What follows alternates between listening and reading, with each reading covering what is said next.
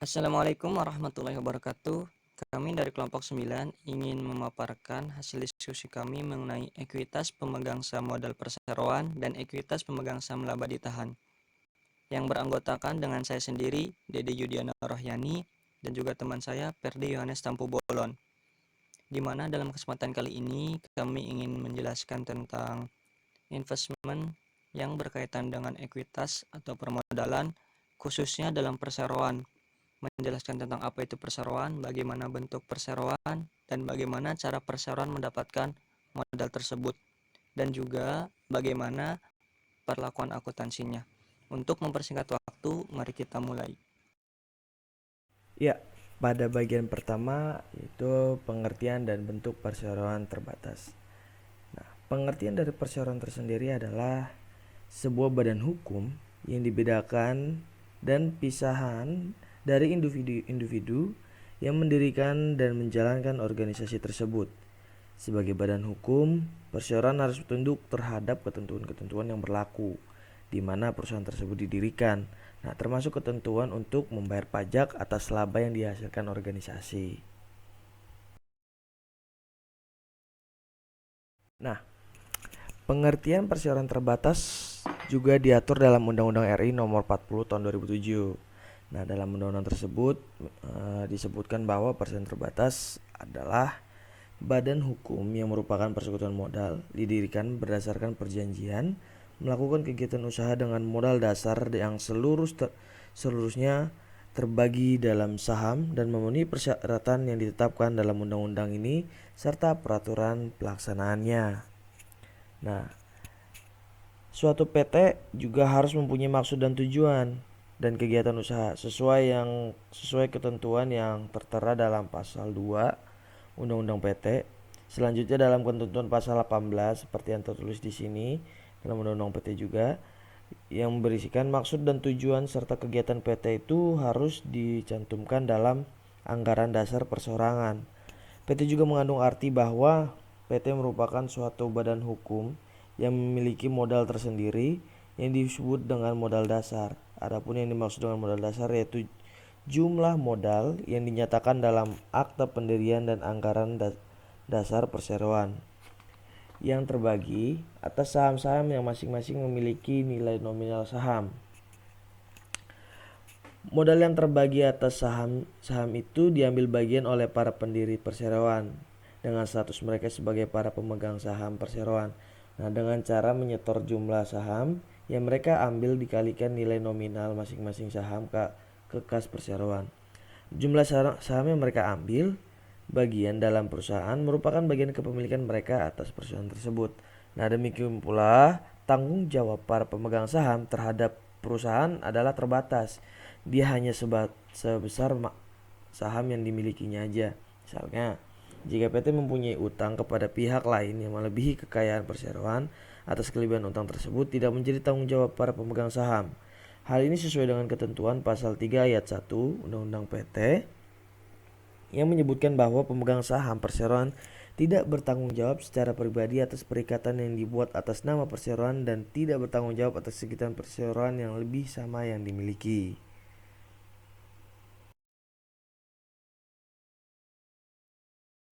Oke, pada poin pertama ada terdapat hak-hak pemegang saham.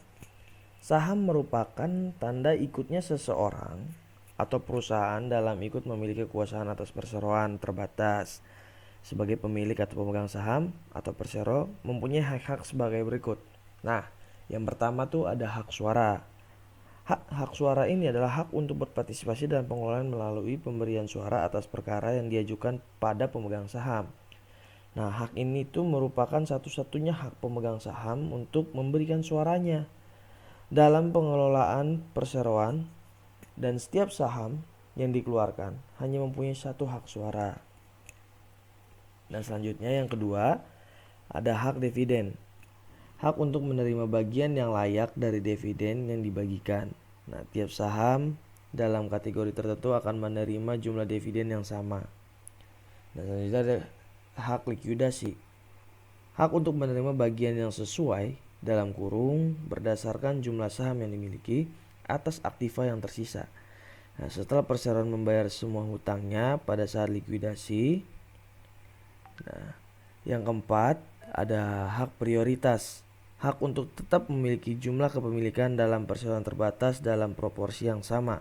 Misalnya, Anda memiliki 5% hak prioritas dalam perseroan. Nah, jika perseroan tersebut mengeluarkan 100.000 lembar saham yang baru, maka perseroan tersebut harus menawarkan kesempatan pada Anda terlebih dahulu untuk membeli 5% atau sebanyak 5.000 lembar saham dari saham yang baru diedarkan tersebut. Nah, hak prioritas ini biasanya diberikan pada pemegang saham perseroan.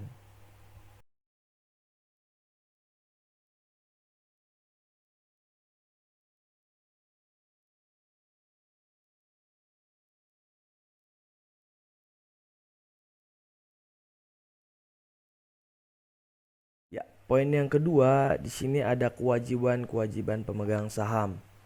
Nah, berdasarkan Undang-Undang Nomor 40 Tahun 2007, tanggung jawab pemegang saham yang terbatas sebagai nilai nominal saham akan berlaku efektif pada saat perseroan terbatas efektif menjadi suatu badan hukum. Nah, terdapat juga beberapa prosesnya. Yang pertama itu pembuatan akta pendirian, itu terdapat pada pasal 7 ayat 1. Yang kedua, pengesahan oleh menteri, itu terdapat pada pasal 10 ayat 6. Yang ketiga, status badan hukum efektif, terdapat pada pasal 7 ayat 2. Yang keempat, pendaftaran dalam daftar perusahaan, pasal 29. Dan pengumuman pada tambahan berita negara, pasal 30.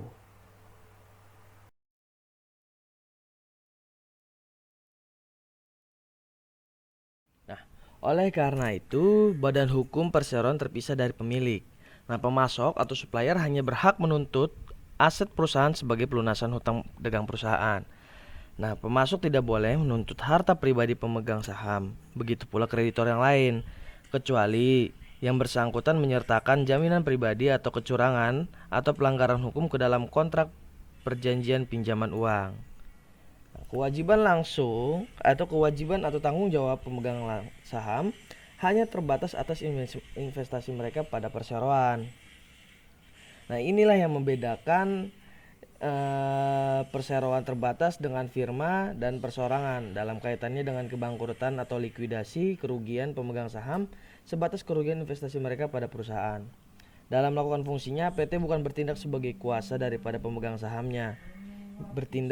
PT bertindak untuk dan atas nama dirinya sendiri, walaupun PT terdiri atas saham-saham yang dikuasai pemegang saham dengan menyetor modalnya ke perusahaan. Berarti pemegang saham tersebut telah memisahkan atau melepaskan sebagian harta kekayaan miliknya pribadi menjadi harta kekayaan PT. PT yang merupakan badan hukum adalah subjek hukum yang nyata secara yuridis, tapi tidak nyata secara fisik seperti manusia yang dapat melakukan perbuatan hukum langsung.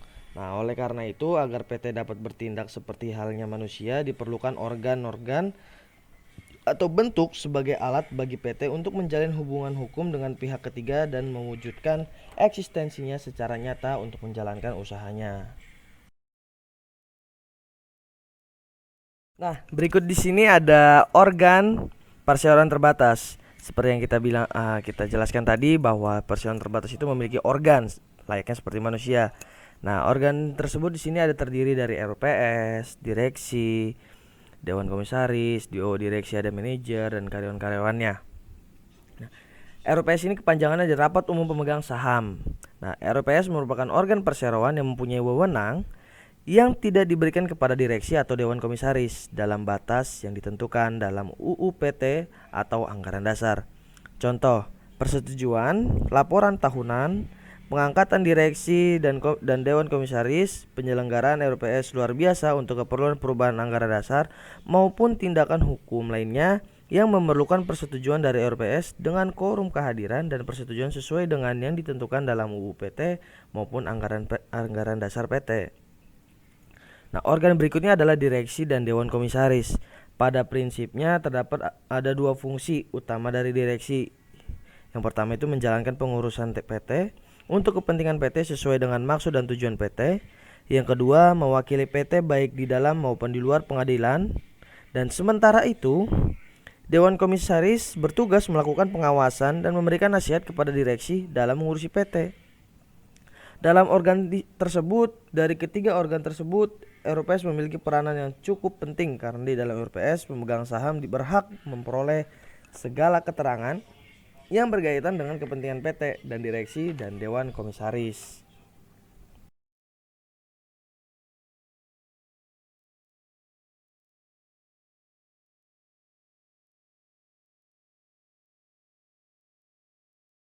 Nah, selanjutnya kita masuk pada bagian B, yaitu modal perseroan.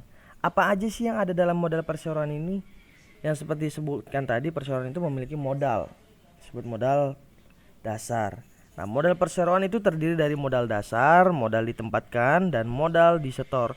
Nah, sehingga dalam pembahasan ini dibagi menjadi 4 poin. Nah, yang pertama itu ada kepemilikan ekuitas, komponen modal, penerbitan saham, dan perolehan kembali saham.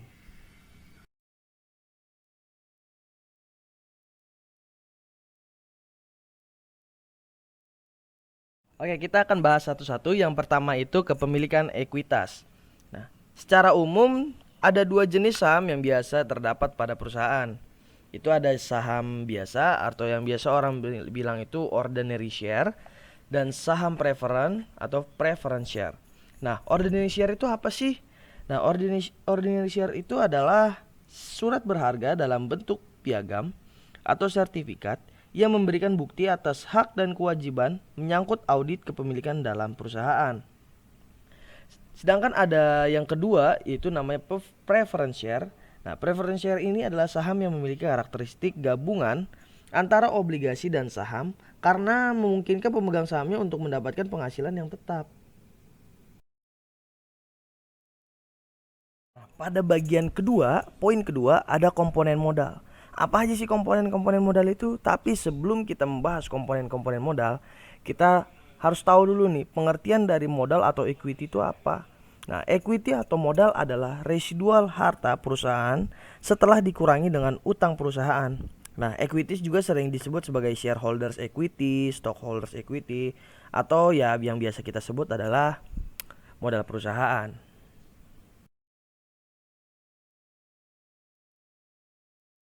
Dalam pelaporan keuangan atau equity diklasifikasikan sebagai berikut nih. Yang pertama itu ada modal saham, kedua saham premium, yang ketiga laba ditahan, yang keempat akumulasi pendapatan komprehensif lainnya, yang kelima ada saham treasury, dan yang keenam itu ada kepentingan non pengendalian. Nah, terkadang itu perusahaan sering membedakan antara contributed capital atau paid in dan earning capital. Nah, contributed capital itu adalah jumlah yang dibayarkan untuk saham atau jumlah dana atau modal yang disediakan oleh para pemegang saham atau shareholders perusahaan untuk digunakan dalam operasi bisnis perusahaan. Nah, sedangkan earning capital berasal dari profit yang terjadi atau diterima dalam operasi perusahaan.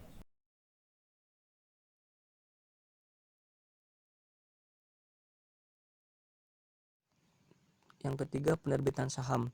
Dalam penerbitan saham, perusahaan harus mengikuti peraturan yang sudah ada. Pertama, lembaga pemerintah yang terkait harus mengizinkan perusahaan untuk menerbitkan saham, di mana secara umum tercermin dalam sertifikat. Selanjutnya, perusahaan melakukan penawaran untuk penjualan saham ini, di mana biasanya terdapat perjanjian untuk menjual saham ini, lalu perusahaan akan menerima jumlah saham yang diizinkan untuk diterbitkan. Selanjutnya, perusahaan akan menerbitkan saham. Saat perusahaan menerima izin untuk menerbitkan saham, perusahaan tidak harus membuat jurnal apapun. Dalam penerbitan saham, ada yang disebut nilai par atau nominal saham, par value share, dan juga saham tanpa nilai par.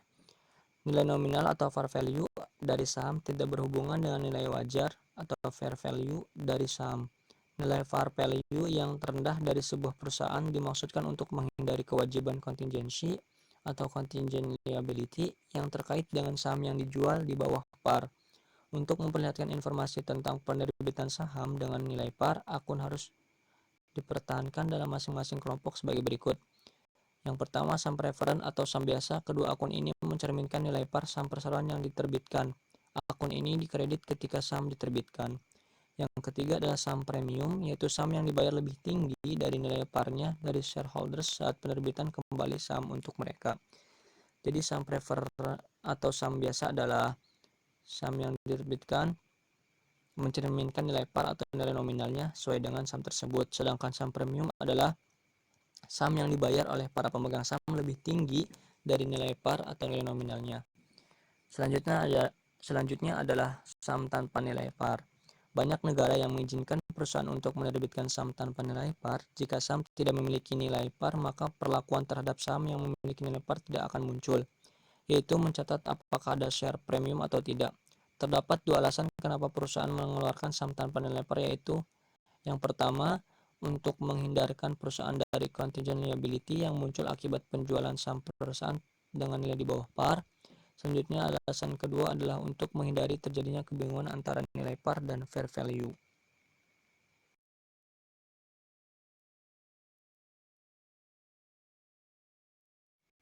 Contohnya, misalnya perusahaan X menjual saham tanpa nilai par sebanyak 10.000 lembar saham. 500 lembar saham biasa terjual seharga $10 per saham. Maka jurnal yang harus disusun adalah cash pada debit $5.000 dan ordinary share atau saham biasa pada kredit $5.000. Lalu perusahaan kembali menjual 500 lembar saham lainnya. Kali ini perusahaan mampu menjual saham dengan harga $11 per lembar. Maka jurnal yang harus dibuat adalah cash pada ordinary share $5.500. Beberapa negara mengharuskan saham yang tidak memiliki par value harus memiliki state value. State value adalah harga minimal, di mana jika saham ditawar pada harga di bawah state value, maka perusahaan tidak akan menerbitkan saham tersebut. Jadi state value ini adalah harga minimal yang ditetapkan oleh suatu negara jika suatu saham tidak memiliki par value atau nilai nominal. Contohnya, sebuah perusahaan menjual 1.000 lembar saham biasa dengan state value $50 dan terjual pada harga $100, maka jurnal yang dibutuhkan adalah cash $100.000 pada share capital $50.000 dan share premium $50.000. Jadi selisih dari harga terjual dengan state value atau nilai minimum itu dimasukkan ke dalam saham premium atau share premium.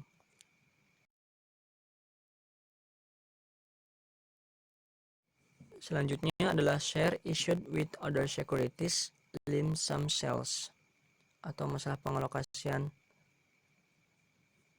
Masalah akuntansi dalam penjualan saham adalah mengalokasikan hasil di antara beberapa kelompok sekuritas. Perusahaan dapat menggunakan dua metode alokasi yang tersedia, yaitu metode proporsional. Metode proporsional yaitu metode yang digunakan jika fair value atau nilai wajar atau nilai pasar atau dasar lainnya yang dapat digunakan untuk menentukan nilai relatif untuk setiap kelompok sekuritas tersedia, maka nilai lump sum yang dialokasikan antar kelompok sekuritas dapat dilakukan secara proporsional. Contohnya, asumsikan perusahaan A menerbitkan 1.000 lembar saham dengan state value $100 per lembar dan fair value $150 per lembar, dan 1.000 lembar saham preferred dengan state value $100 per lembar dan terjual $200 per lembar. Kedua saham ini terjual seharga $300.000, maka alokasinya adalah fair value ordinary share $150 kali 1.000 adalah $150.000. Fair value preference share $200 kali 1.000 $200.000, sehingga agregat fair value-nya adalah $350.000. Allocat to ordinary share atau alokasi untuk saham biasa $150.000 dibagi $350.000 dibagi $350.000 dikali $300.000 sama dengan $128.571. Yang kedua, alokasi untuk saham preferred $200.000 dibagi $350.000 dikali $300.000 yaitu $171.429, sehingga total alokasi $300.000.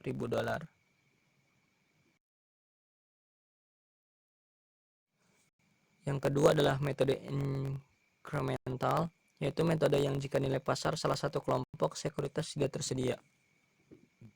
Nilai pasar atau fair value yang tersedia untuk kelompok sekuritas tertentu maka akan digunakan sebagai dasar untuk kelompok yang diketahui, dan sisa nilai lump sum akan dialokasikan kepada sekuritas yang tidak diketahui nilai pasarnya.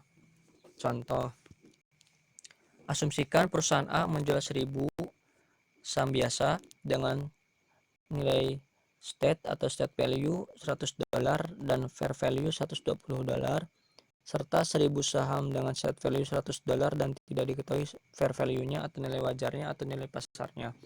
Kedua sekuritas ini terjual secara bersamaan dengan harga $300.000. Maka pengalokasiannya adalah lump sum allocate atau alokasi lump sum $300.000, alokasi untuk saham biasa 1000 kali 120 yaitu $120.000, dan alokasi untuk saham preferen adalah $180.000 atau selisih dari seluruh alokasi atau alokasi lump sum-nya. Jika perusahaan tidak dapat memperhitungkan nilai fair value atau nilai wajar dari setiap kelas saham, maka perusahaan dapat menggunakan pendekatan yang lain. Dalam situasi ini, perusahaan dapat menggunakan appraisal untuk nilai saham. Ini jika keduanya atau tidak ada sama sekali diketahui fair value atau nilai wajar atau nilai pasarnya.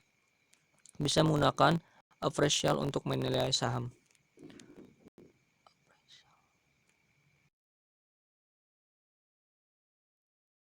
Selanjutnya, share issued in non-cash transaction atau akuntansi untuk penerbitan saham atas properti atas jasa kadang-kadang menimbulkan masalah dalam penilaiannya. Aturan umumnya adalah saham yang diterbitkan untuk service or property selain dari cash dicatat sebesar fair value atau nilai wajar dari service or property yang diterima. Contohnya, asumsikan perusahaan X menerbitkan 10.000 saham dengan par value atau nilai nominalnya $10 untuk pertukaran dengan paten dan diketahui fair value atau nilai wajarnya dari saham tersebut adalah $140.000. Jika perusahaan tidak dapat menentukan fair value dengan andal, maka paten atau hak paten $140.000 didebit pada share capital $100.000 dan share premium $40.000 dikredit. Perusahaan tidak dapat menghitung fair value atau nilai wajar dari saham, tetapi diketahui fair value dari paten adalah sebesar $150.000, maka jurnalnya paten atau hak paten didebit $150.000 pada share capital dan share premium $100.000 dan $50.000 dikredit.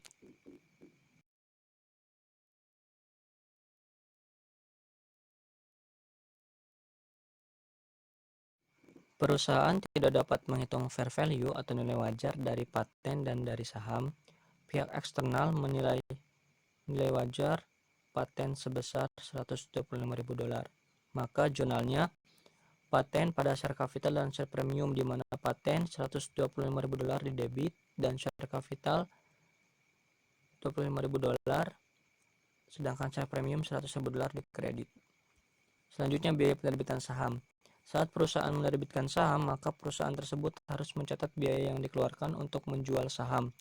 Biaya-biaya tersebut seperti biaya penjaminan, biaya akuntansi dan buku, biaya percetakan dan pajak. Biaya-biaya ini dicatat sebagai pengurangan jumlah yang diterima. Oleh karena itu, biaya-biaya ini akan didebit dan akan bersifat mengurangi modal yang disetor.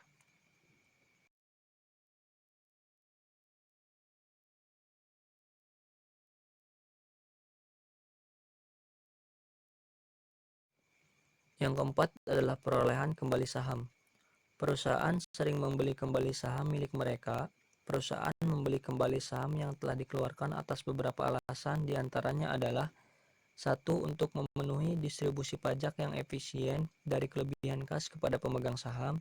Yang kedua, untuk meningkatkan laba per saham dan meningkatkan pengembalian atas ekuitas.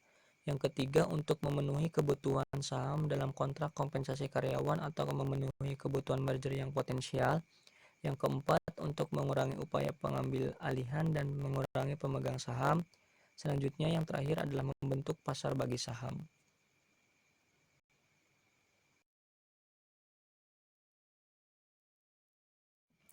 Dengan cara pertama, pembelian treasury share atau saham treasury. Perusahaan pada umumnya menggunakan dua metode yang ada untuk kasus pembelian treasury, yaitu Metode biaya. Metode ini menghasilkan pendebitan akun saham treasury untuk biaya reakuisisi, serta dalam metode ini dalam pelaporan keuangan sebagai pengurang dari modal yang di-store atau laba yang ditahan. Metode nilai par atau state value. Dalam metode ini dilakukan pencatatan semua transaksi pada nilai parnya dan melaporkan treasury hanya sebagai pengurang atas modal saham.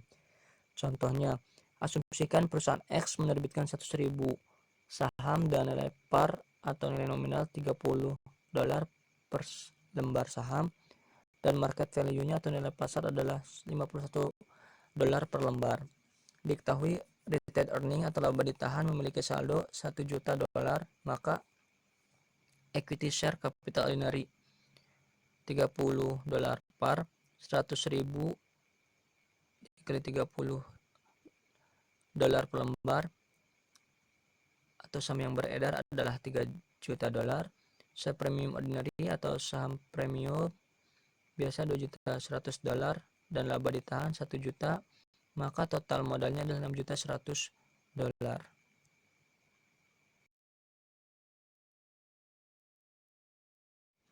Di awal tahun, perusahaan X memutuskan untuk membeli kembali 10.000 saham dengan harga $45 per lembar, maka jurnalnya treasury share atau saham treasury pada cash $450.000. Maka sesi ekuitas pada laporan posisi keuangan setelah terjadinya transaksi pembelian 10.000 lembar saham treasury adalah equity share atau modal sahamnya 100.000 lembar dikali $30 per lembar adalah 3 juta. Lalu share premium ordinary-nya $2.100.000, laba ditahannya tetap 1 juta dan dikurangi oleh saham treasury yang dibeli kembali sebanyak 10.000 lembar yaitu $450.000, sehingga total modalnya atau total equity-nya adalah $5.650.000.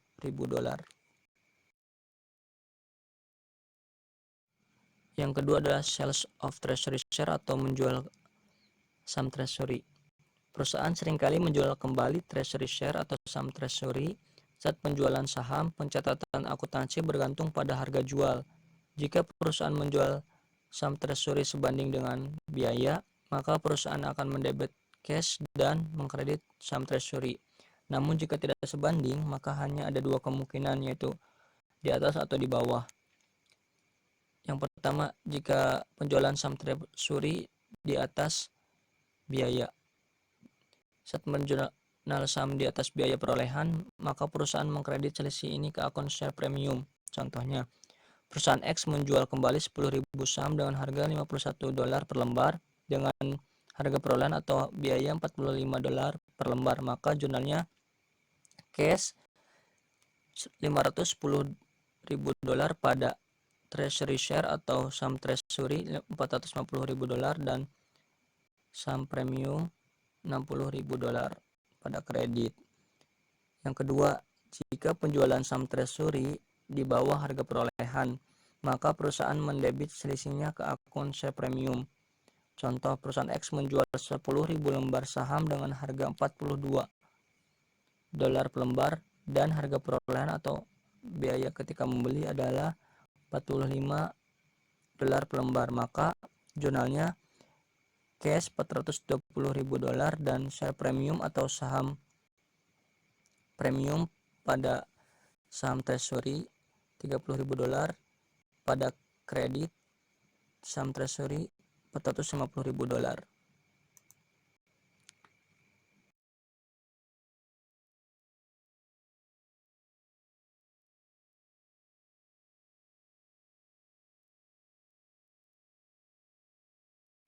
Laba ditahan dan apropriasi laba ditahan. Penjumlahan laba yang tidak dibagikan sebagai dividen dari tahun-tahun sebelumnya sampai sekarang.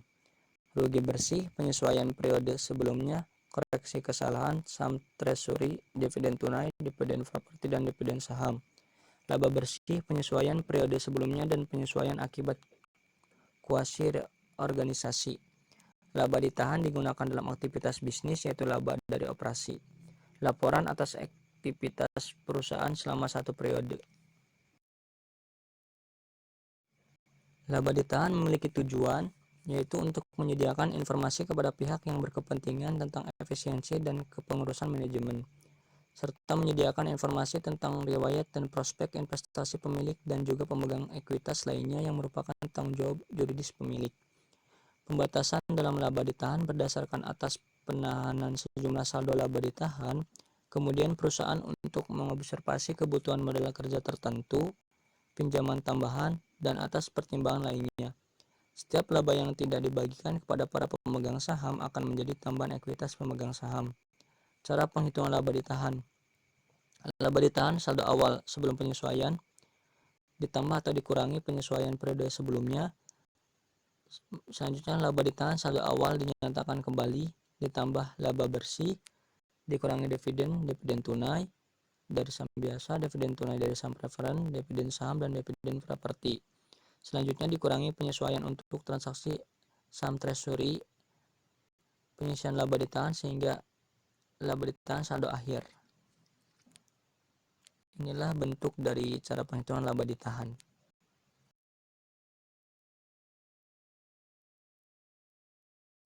Saham preferen atau preference share. Pengertian saham preferen. Saham preferen adalah untuk memanfaatkan dana cash flow atau arus kas serta untuk memperoleh pendapatan dividen yang lebih tinggi dari saham biasa.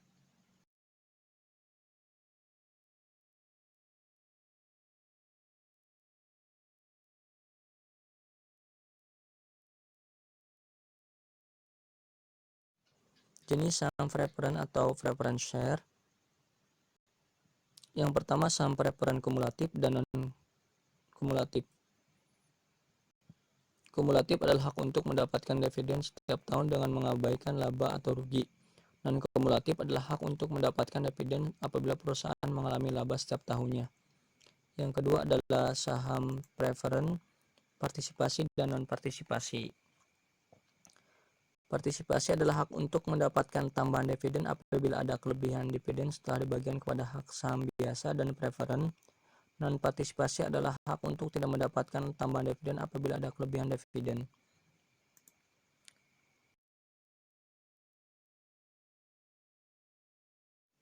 Selanjutnya adalah pengaruh saham preferen. Perlakuan akuntansi untuk saham preferen sama dengan saham biasa. Contohnya, asumsikan perusahaan X menerbitkan saham preferen sebanyak 10.000 lembar dengan nilai par atau nilai nominalnya $100 per lembar dan memiliki fair value atau nilai wajar nilai pasar $150 per lembar. Maka jurnalnya cash $150.000 pada share capital preference $100.000 dan share premium preference $50.000 pada kredit.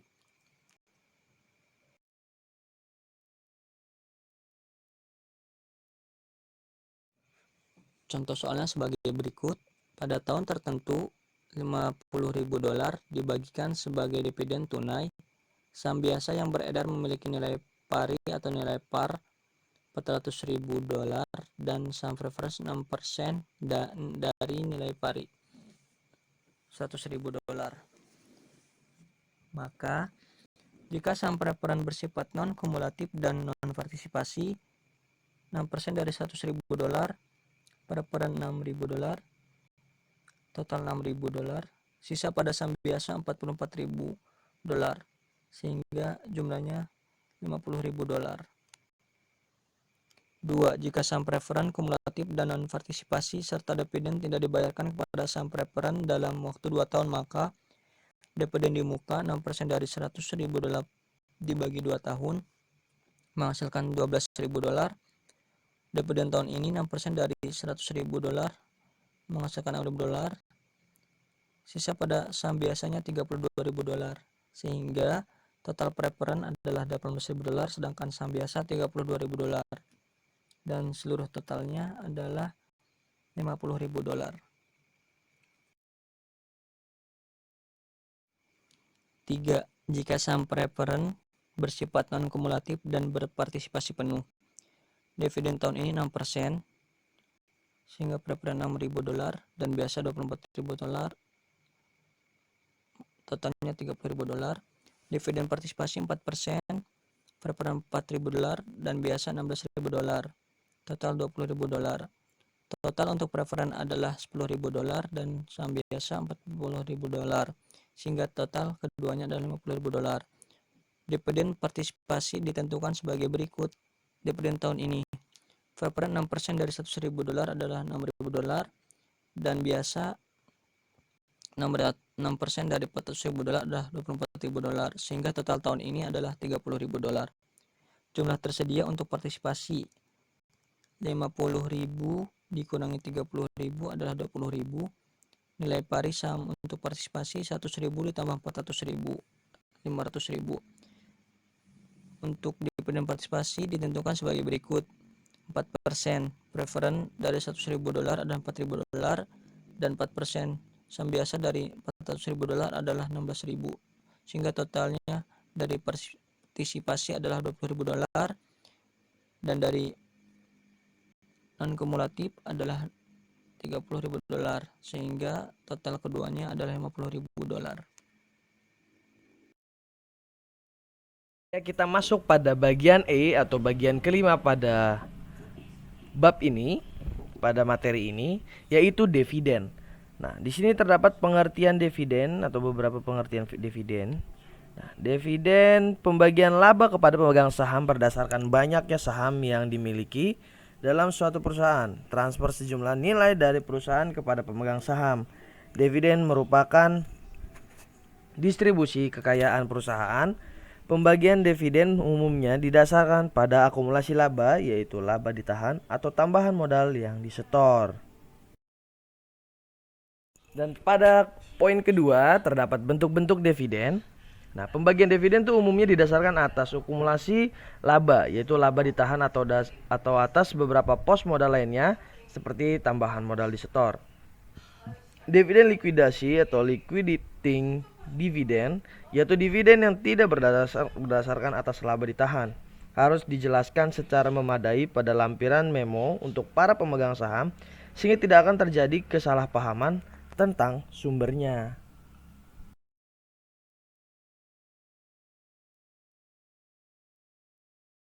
Dan dividen juga memiliki jenis-jenis. Nah, jenis-jenisnya sebagai berikut. Ada dividen tunai, dividen properti, dividen scrip, dividen likuidasi, dan dividen saham. Nah, kita bahas satu-satu. Dividen tunai, nah Dewan Direksi itu melakukan pemungutan suara untuk mengumumkan dividen tunai.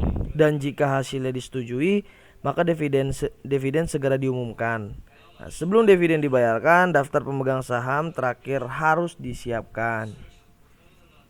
Nah, yang kedua ada dividen properti. Perusahaan membagi dividen dengan pembayaran aktiva selain kas kepada pemegang saham. Dividen properti dapat berupa barang dagang, real estate, atau investasi, atau bentuk lainnya yang dirancang oleh Dewan Direksi. Yang ketiga ada dividen scrip. Nah, perusahaan membagi dividen dalam bentuk janji tertulis atau membayar kas. Perusahaan tidak membayar dividen sekarang, tetapi nanti akan dibayar setelah masa yang akan datang. Yang keempat ada dividen likuidasi. Perusahaan menggunakan modal disetor sebagai dasar untuk dividen, bukan didasarkan pada laba yang ditahan. Nah, setiap dividen yang tidak didasarkan pada laba merupakan pengurangan modal disetor perusahaan, dan sejauh itu merupakan dividen likuidasi. Yang kelima ada dividen saham. Pembagian dividen yang akan dibayar dengan menggunakan penyerahan sejumlah saham tambahan kepada pemegang saham, dan biasanya dihitung berdasarkan proporsi terhadap jumlah saham yang dimiliki.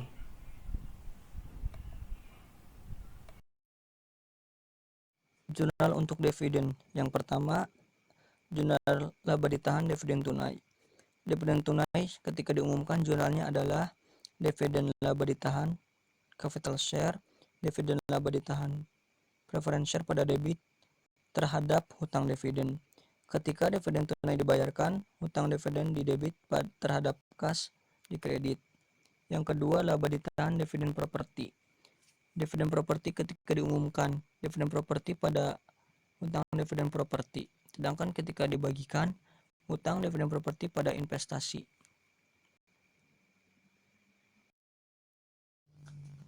Yang ketiga, laba ditahan dividen saham. Dividen saham ketika diumumkan jurnalnya dividen saham pada debit terhadap dividen distributable pada kredit. Dan ketika dividen saham dibagikan, jurnalnya dividen distributable pada debit terhadap saham biasa pada kredit. Nah, pada poin ketiga ada kebijakan dividen. Nah, kebijakan dividen adalah keputusan apakah laba yang diperoleh perusahaan pada akhir tahun akan dibagi kepada pemegang saham dalam bentuk dividen atau akan ditahan untuk menambahkan modal guna pembiayaan investasi di masa yang akan datang. Sangat sedikit perusahaan yang membayar dividen dalam jumlah yang sama.